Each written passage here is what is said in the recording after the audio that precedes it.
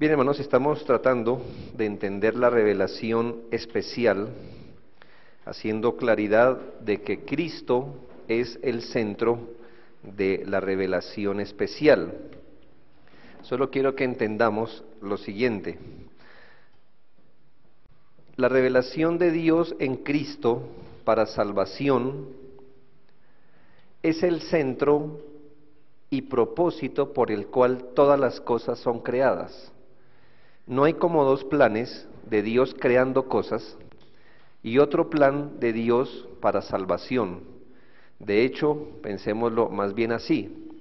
La revelación general es como ese terreno, ese lote que Dios ha diseñado para que en medio de él se construya el plan redentor. Entonces, si entendemos bien las cosas, todas las cosas fueron creadas no para ser un testimonio en sí mismo, sino como un marco que provee el escenario para el desarrollo de los planes redentores. Si se creó las cosas y se sostienen las cosas, fue para proveer un marco donde el Hijo de Dios cumpliera su obra redentora, donde Él se llevara la gloria. Piensa en este relato, cuando el Señor decide acabar lo creado por medio del diluvio, Él dice, no volveré a destruir la tierra así. ¿Cuál es el propósito? Porque si por la maldad del hombre, Él va a hacer lo que es justo siempre, entonces tendría que destruir la tierra varias veces. ¿Y dónde se desarrolla el plan redentor? Así que Él hizo un pacto de no tocar más ese terreno con el fin de que allí se desarrollara todo el plan redentor. Todo acto de creación, providencia, está direccionado al acto redentor. Por consiguiente, cada acto de creación, providencia y redención tiene como centro a Cristo. Ya entendemos por qué Cristo es el centro de todas las cosas, porque de Él y por Él y para Él son todas las cosas, todo apunta a Él. De esta manera, la encarnación de Cristo es la máxima revelación de esta revelación especial. Cuando Cristo aparece en la historia, estamos viendo la revelación máxima de la revelación especial. Aunque los apóstoles, usted dirá, bueno, después de Cristo existieron los apóstoles. Sí, pero ¿cuál es el punto? Los apóstoles no tienen un nuevo mensaje, ellos no tienen una edición o una información mayor. Todo lo que los apóstoles aún hablan tiene que ver con Cristo. Todo apunta a Cristo. Sus epístolas, sus comentarios tienen que ver con una explicación y aplicación de quién es Cristo. La revelación especial como tal tiene que ver con Cristo y su obra redentora. La revelación especial como tal es esencialmente una revelación de la redención en la persona de Cristo y en el acto propio de redención. La revelación especial tiene que ver con la revelación de la obra de salvación objetiva en Cristo. Es necesario decirlo por la común tendencia a separar las obras de Cristo del acto redentor. Es así que, por ejemplo, podemos encontrar cómo se explican los milagros de Jesús sin ninguna explicación o conexión con la revelación especial. Ese es el típico error cuando desconectamos las cosas. Desconectamos las obras de Cristo del propósito redentor. ¿Qué debemos hacer a la luz de esta enseñanza? Decir, bueno, aún todo lo que hizo Cristo era una revelación de su plan redentor. Todo acto, aún los milagros, tienen una conexión con la revelación especial. Todo eso era una comunicación del plan redentor. Pero notemos que ahora en Cristo, como punto máximo de la revelación especial, el Nuevo Testamento se orienta alrededor de él, de tal manera que sus escritores no estuvieron interesados solo en su persona, sino en sus doctrinas y actos. Como usted se puede dar cuenta, los apóstoles no quedaron atónitos meramente con el acto de la presencia de Dios en Cristo, sino que elaboraron el fundamento doctrinal del cristianismo por sus palabras y actos redentores. Eso es lo que se llama el fundamento apostólico. ¿De dónde sale el fundamento apostólico que tenemos consignado en la Escritura? De no solamente mirar y decir, Cristo apareció, sino no, ellos recuerdan sus palabras, recuerdan sus actos, los interpretan, los explican, los aplican. Eso es revelación especial de Dios. No podemos decir que toda la Biblia habla de Cristo, pero sí podemos decir que toda la Biblia así apunta a Cristo, está orientada a Cristo. No podemos perder de vista el bosque por quedar mirando los árboles. A veces perdemos de vista el cuadro completo. La esencia de la revelación especial puede perderse por enredarnos en pequeños detalles. Casi que aislamos cada cosa que pasa en la Biblia y debemos entender que todo acto en la Biblia, registrado en la Biblia, todo asunto que allí se enseña, todo acto de Dios es un acto de revelación especial y nosotros deberíamos hacernos la pregunta, este pasaje que acabé de leer en la Biblia, ¿de qué forma es parte de la revelación de Dios en Cristo? ¿Cómo me ayuda a entender más el plan redentor? ¿Cómo me ayuda más a entender la persona y obra de Cristo? ¿De qué se trata este pasaje? Porque es revelación especial y el centro de la revelación especial es Cristo, como miramos ahora.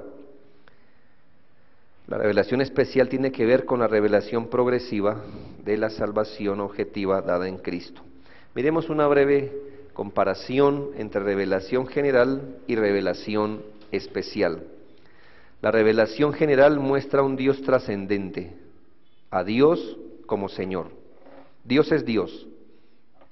En ese sentido, solo hay un Dios en el universo y la revelación general nos muestra a ese Dios como Señor, como dueño, como amo de todas las cosas. Pero la revelación especial muestra a un Dios ¿qué? Redentor. No solo Dios como Señor de todo, sino Dios en Cristo como Señor y Salvador. ¿Ya nota la distinción? La revelación general nos muestra que hay un Dios. La revelación especial, que ese Dios es Salvador. La revelación general es una revelación mediante lo creado. Ese es el medio por el que la revelación general se da.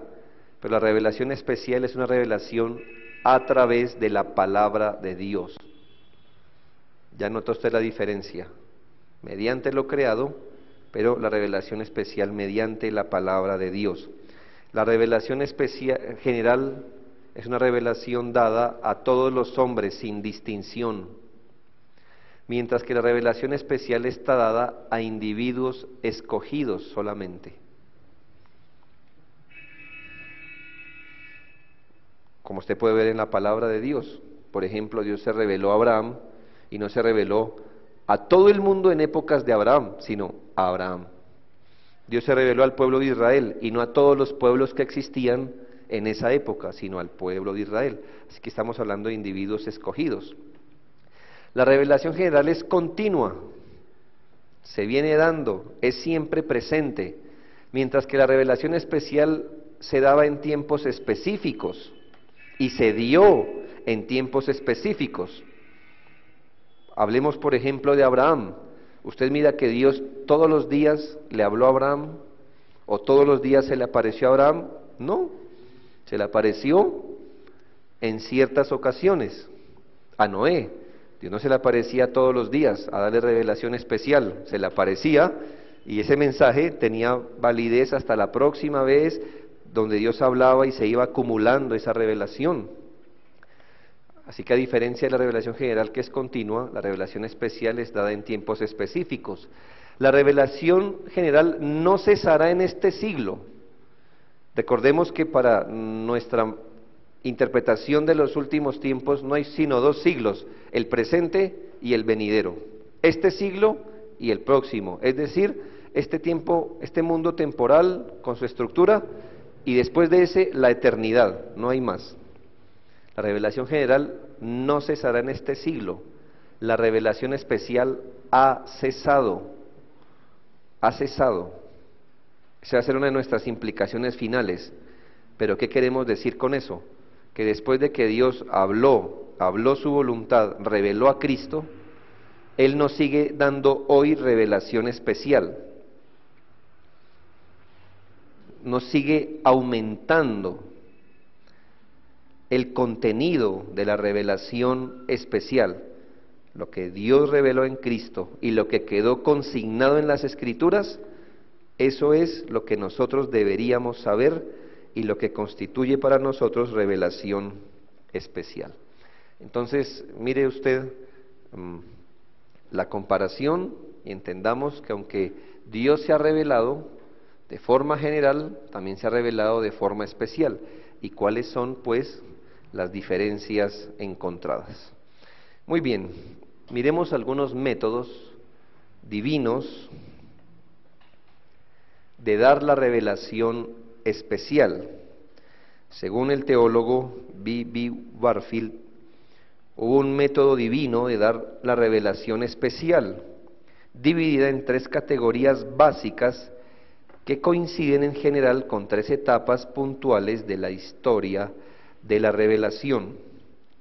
Lo primero, podemos reconocer manifestaciones externas, es decir, cuando la revelación venía externamente al receptor. Algo sucedía externamente al individuo y era percibido por sus sentidos. Por ejemplo, cuando Dios hablaba, ¿sí ve dónde está la voz?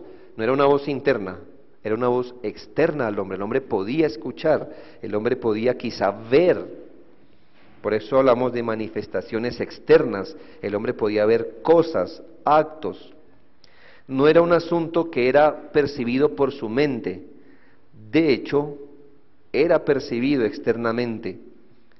Las manifestaciones externas eran comunes, como una experiencia sostenida durante la era de los patriarcas.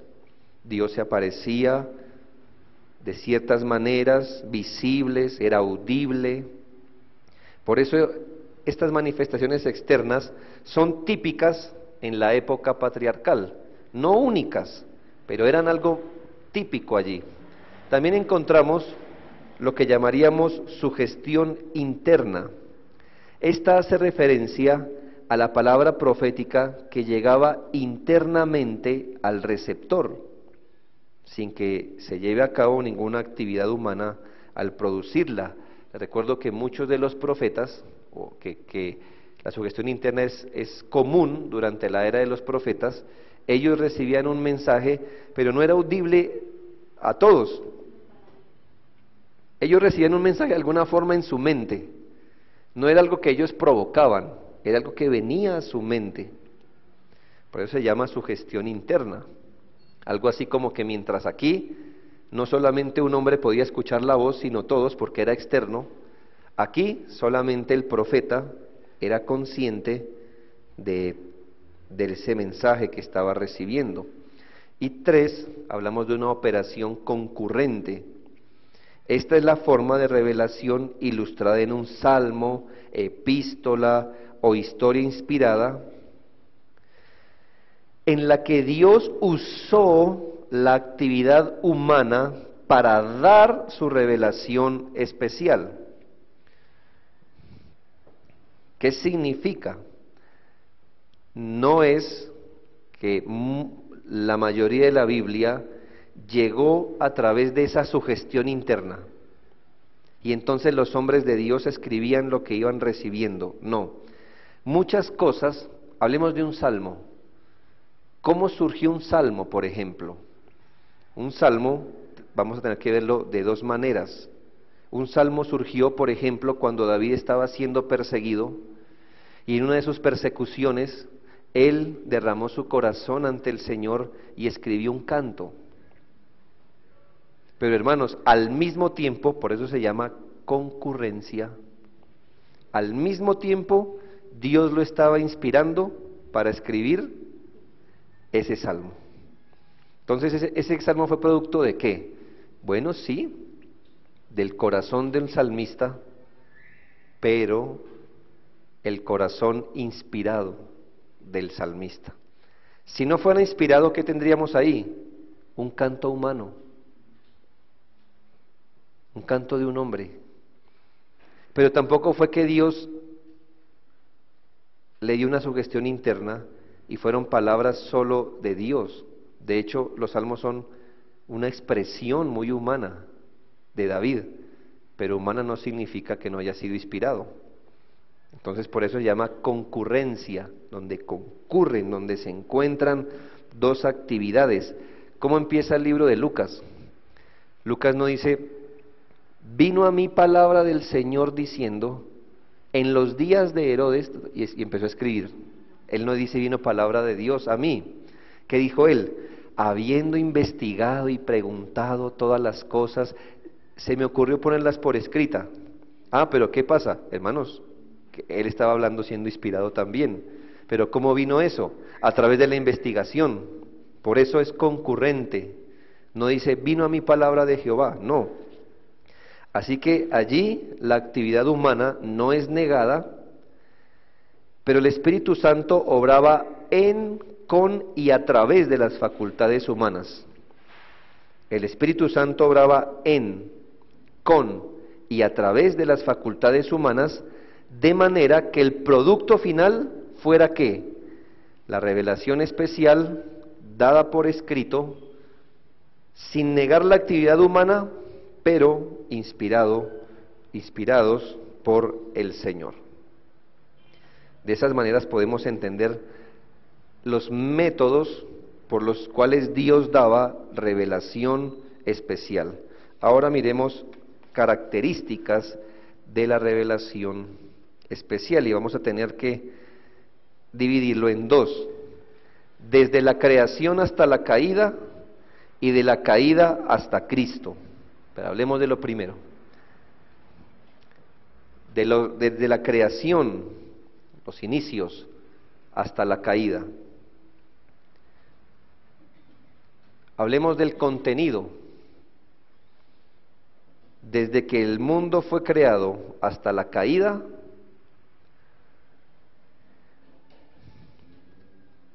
el contenido de esta revelación tenía que ver con la comunión entre Dios y el hombre. Desde la creación, Dios hizo más que comunicarse a través de la creación, providencia y conciencia, sino que habló al hombre de manera verbal. Por ejemplo, en Génesis 1, 27 al 30, Dios le revela a Adán y a Eva su rol en la creación. Recuerde, fructificad y multiplicaos, llenad la tierra y sojuzgadla y señoread, etcétera, etcétera. Ellos no aprendieron cuál era su responsabilidad viendo las estrellas o viendo un río correr, ni tampoco fue su conciencia la que le dijo qué esperaba Dios de ellos. No, ¿cómo sabían qué Dios esperaba de ellos? Dios se lo dijo. De la misma boca de Dios surgió: Adán, fructifique, multiplíquese, señoree. Así que la comunicación de Dios con Adán fue personal y verbal. De ninguna manera podía Adán inferir este mandato en relación al árbol de la ciencia del bien y del mal. Es decir, él no entendió la voluntad de Dios mirando ese árbol y diciendo,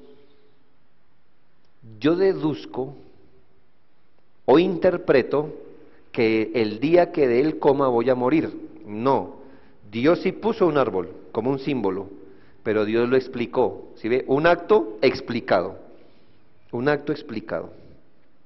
Dios tenía que dar esa información de forma directa a Adán.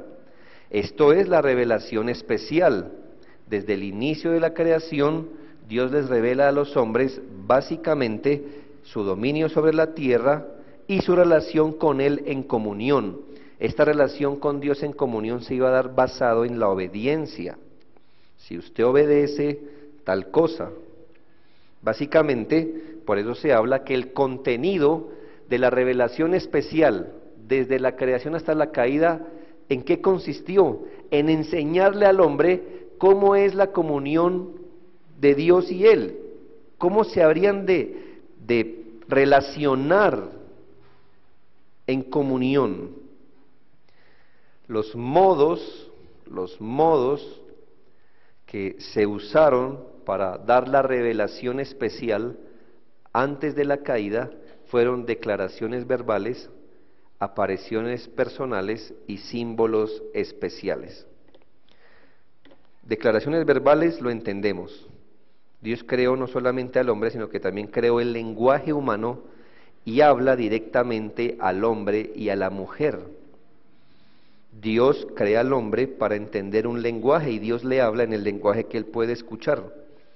De aquí, hermanos, tenemos que apartarnos, por supuesto, en otro punto más de lo que dice la teoría de la evolución, que el hombre con el tiempo llegó a aprender a hablar y a comunicarse. Dios creó al primer hombre con la capacidad de comunicarse entre ellos y para con Dios. Y Dios le habló en un lenguaje, no le hizo señas, no le hizo un dibujito rupestre para que él dijera, unga, unga, algo así como voy entendiendo. No, Dios le hablaba y él entendía. Ahora, otra manera en que la revelación especial se dio fue a manera de apariciones personales. Los pasajes, por ejemplo, de Génesis 1:27 al 30 y Génesis 2:15 al 17, no declaran explícitamente que Dios se le apareció a Adán y Eva, pero creo que es una inferencia. ¿Por qué? Porque Dios les está hablando a ellos. ¿Recuerda? Fructificad y multiplicaos. ¿Cómo habrá sido eso? Quizá el Señor se les apareció. En Génesis capítulo 2, versículo 15, también podemos mirar esto. Es una inferencia que no es ir en contra de la palabra. Dice, tomó pues Jehová Dios al hombre y lo puso en el huerto de Edén para que lo labrara y lo guardase. Y mandó Jehová Dios al hombre diciendo, de todo árbol del huerto podrás comer, mas del árbol de la ciencia, el bien y el mal no comerás, etcétera. ¿Cómo es que Dios pone al hombre? ¿Cómo es que lo conduce hasta allá? Pues debió ser de alguna forma, a través de apariciones personales. Él los conducía, Él los llevaba. Cuando dice la Biblia que el Señor trajo a Eva para presentársela a Adán, ¿cómo es esto? ¿Una sugestión interna? No, debió haber cierta manera, no está escrita claramente, pero debe haber una manera donde el hombre sabía que él era Dios y que estaba haciendo ciertas cosas. La salvación, y también lo podemos inferir por esto, la salvación de nuestras almas consiste en restaurarnos finalmente a la presencia personal de Dios. Piense al final, nuestra salvación va a ser completa cuando ¿qué? Cuando no solamente en el alma, por la fe, sino en nuestro cuerpo, volvamos a estar en presencia real de Dios. Así que esto a lo que vamos a ser restaurados nos da a entender aquello que el hombre perdió como privilegio en el Edén. ¿Sí? Así que por implicación de lo que nos va a pasar a los redimidos, podemos inferir cuáles eran los privilegios de Adán antes de caer. Y creemos que uno de los privilegios de Adán antes de caer era la presencia personal de Dios allí.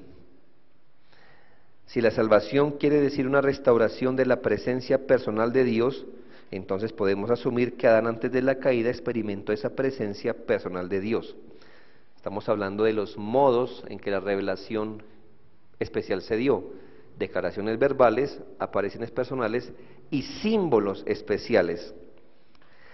Hay muchos símbolos metidos en el Edén que eran una comunicación de revelación especial. Es decir, esos símbolos nos dejaban ver la voluntad de Dios para el hombre. Piense, había 3 símbolos que nos dejaban ver la voluntad de Dios para el hombre. 1, el Edén. 2, el árbol de la vida. 3, el árbol del conocimiento del bien y del mal. Son 3 símbolos que Dios hizo al hombre para entenderlos. Al menos Adán lo entendió. Les recuerdo que el Edén era un pequeño huerto. Fuera del Edén todo estaba para sembrar, para cortar, para arreglar. Ese huerto es símbolo ¿de qué? Hermanos, de la comunión con Dios. Ese pequeño huerto donde Dios va a tratar al hombre. El árbol de la vida, ¿de qué símbolo? Pues de la vida. El árbol del conocimiento del bien y del mal, ¿de qué símbolo? Pues de eso mismo, del conocimiento experimental del bien y del mal. A cada uno de estos símbolos Dios le anexó un significado específico. En otras palabras, estos elementos tenían como propósito comunicar la voluntad de Dios al hombre. ¿Cómo lo comunicaban? Que Dios tenía en mente la comunión con el hombre, que el hombre sí obedecía, tendría derecho a la vida eterna y que habría una prueba donde se iba a medir su lealtad, el árbol de la ciencia del bien y del mal. Estos 3 símbolos son comunicación de Dios, porque Dios se comunica también así. Y los propósitos, estamos hablando de la revelación especial de Dios antes de la caída, era capacitar al hombre para su mayor fin, glorificar a Dios y disfrutar de Él para siempre. ¿Cuál era el propósito de todas estas comunicaciones de Dios? El propósito era que Dios puso todo fundamento para tener comunión con el hombre. No simplemente era para que el hombre viviera en un lugar bonito y viviera en un lugar bonito para siempre. Ese no es el propósito. El propósito de la creación era que el hombre, en medio de ese lugar bonito, tuviera su mayor bendición, la comunión con Dios como un ser santo. El propósito final o supremo de esta revelación era permitir y capacitar al hombre para cumplir su mayor fin, que él pudiera glorificar a Dios y pudiera disfrutar de su comunión para siempre.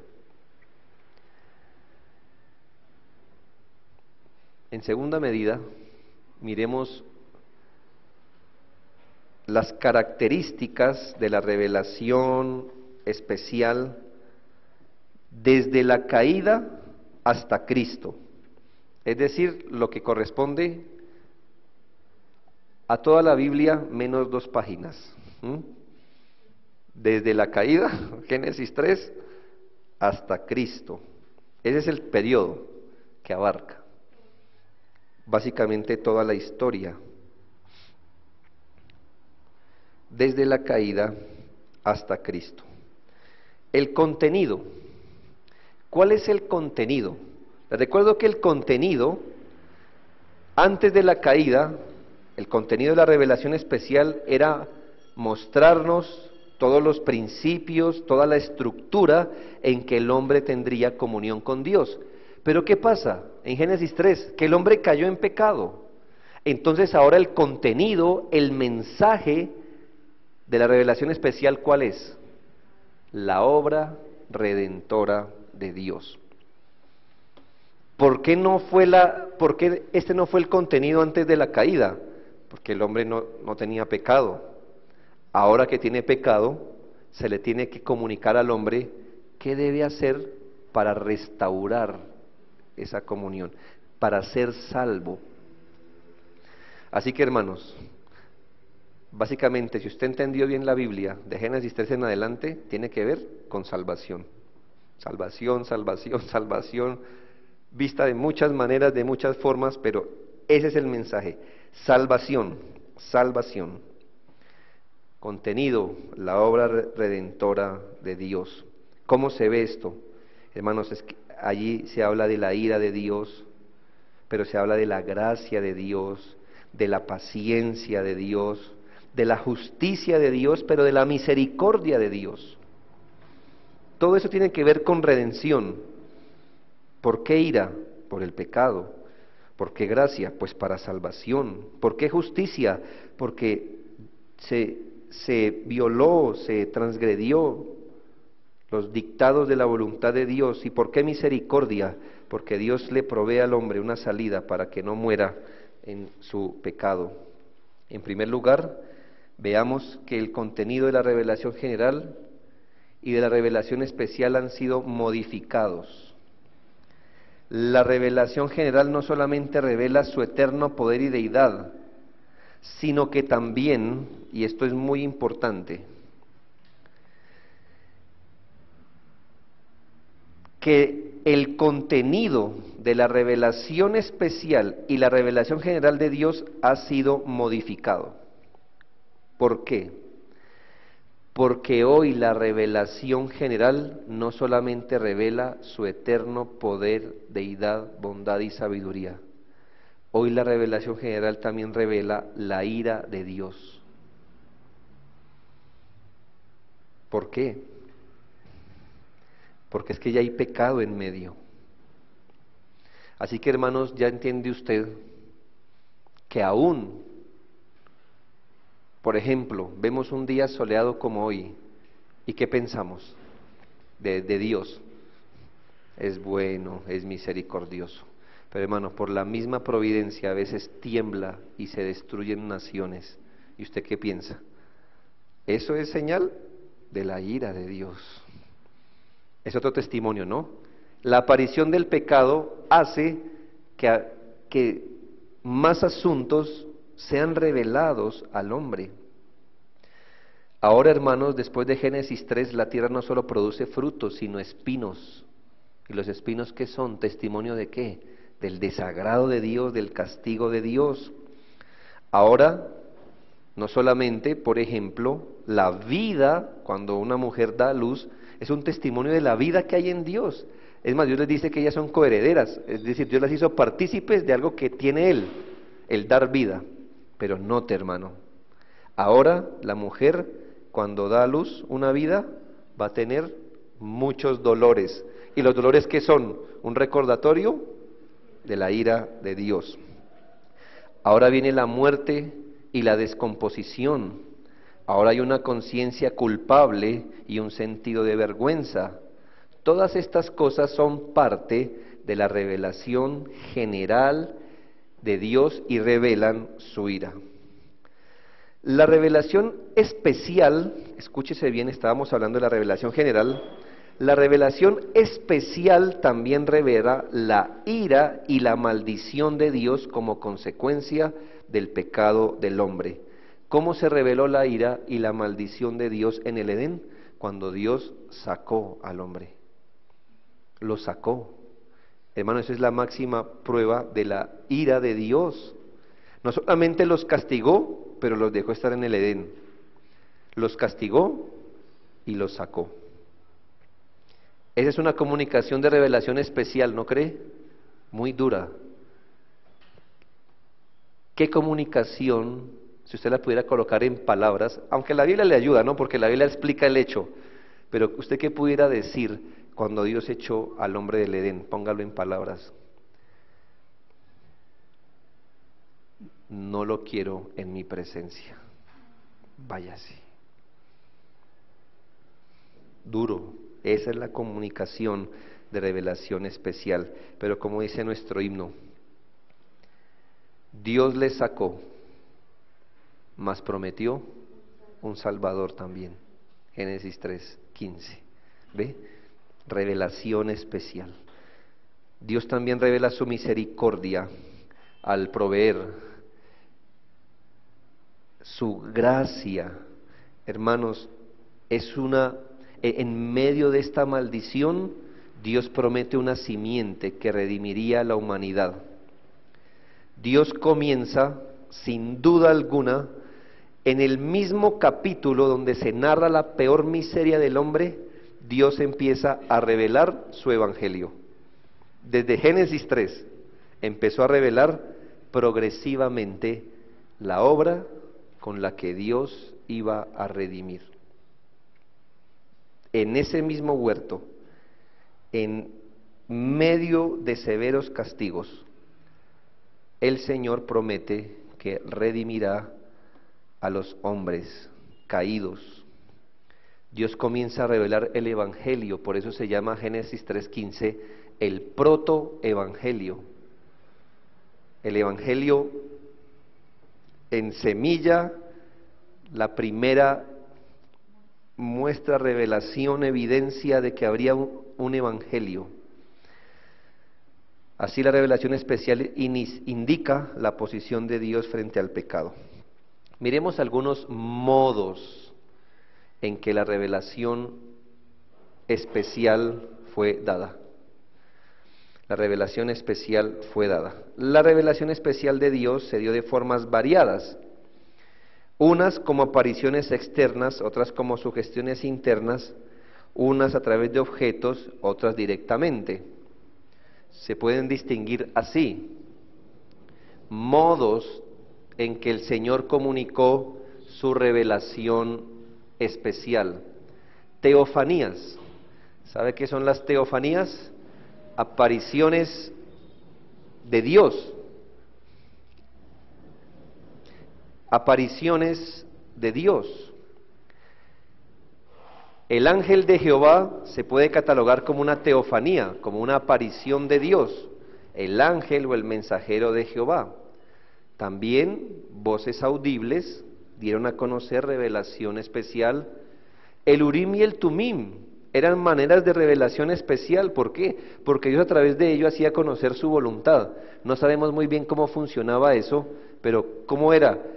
El asunto es que Dios daba a conocer su voluntad a través de dos piedras.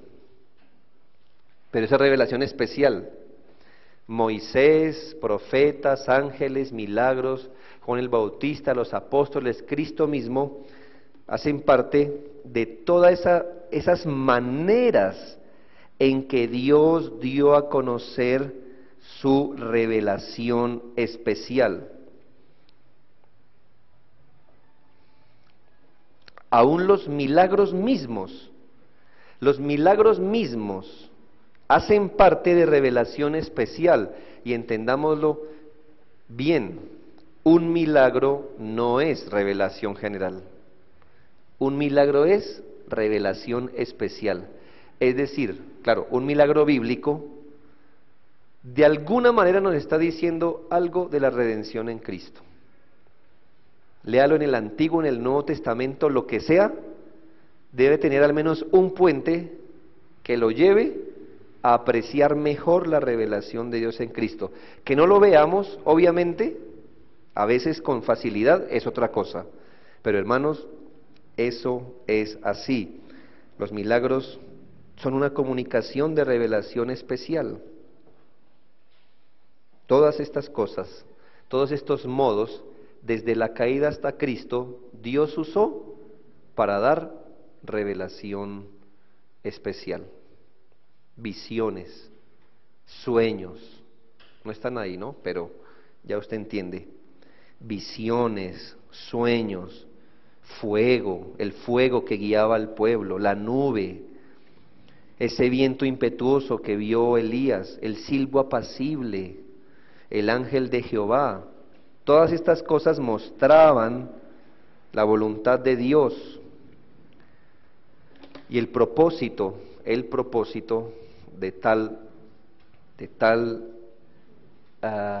revelación especial. ¿Cuál era el propósito de la revelación especial antes de la caída? Capacitar al hombre para glorificar al Señor, claro, como un hombre en comunión. Pero ¿cuál es el propósito de la revelación especial después de la caída?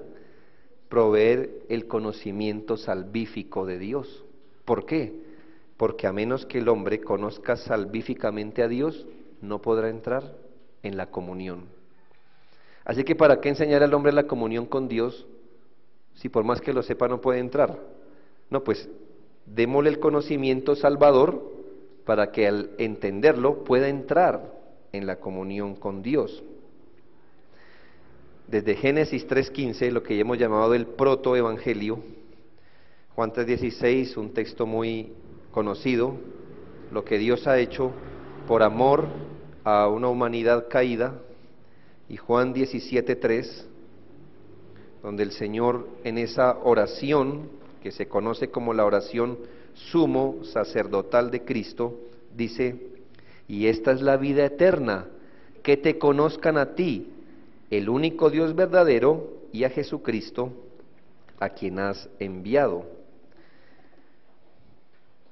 El Padre envió al Hijo para que los hombres pudiesen ser salvos. Esta es la vida eterna, conocer al único Dios verdadero. Ahora entendemos por qué Cristo es el centro de la revelación especial y por qué es el punto más alto. Imagínese la comunicación de Dios cuando mete su Hijo al mundo. Eso es una comunicación máxima en todo sentido, en su propia persona y en sus propias palabras. O sea, mi pregunta es, ¿qué no entendimos de la comunicación que Dios quiso dar cuando metió a su Hijo al mundo? O sea, esa es la máxima comunicación de la salvación de Dios. Tanto su persona, como lo que hacía, como lo que decía, todo fue una comunicación de revelación especial. Por eso Hebreos puede decir, Dios, Hebreos 1:1, habiendo hablado muchas veces en otro tiempo a nuestros padres por los profetas, en estos últimos tiempos nos ha hablado por el Hijo. Por eso decimos que después de Cristo no hay otra. Es decir, eso es lo máximo, es lo máximo, es la máxima comunicación de Dios. Si después de Cristo hubiera más revelación especial, ¿qué estaríamos diciendo? No, que Cristo no fue capaz de darnos todo, no. Su persona y su obra son el fundamento de la revelación especial.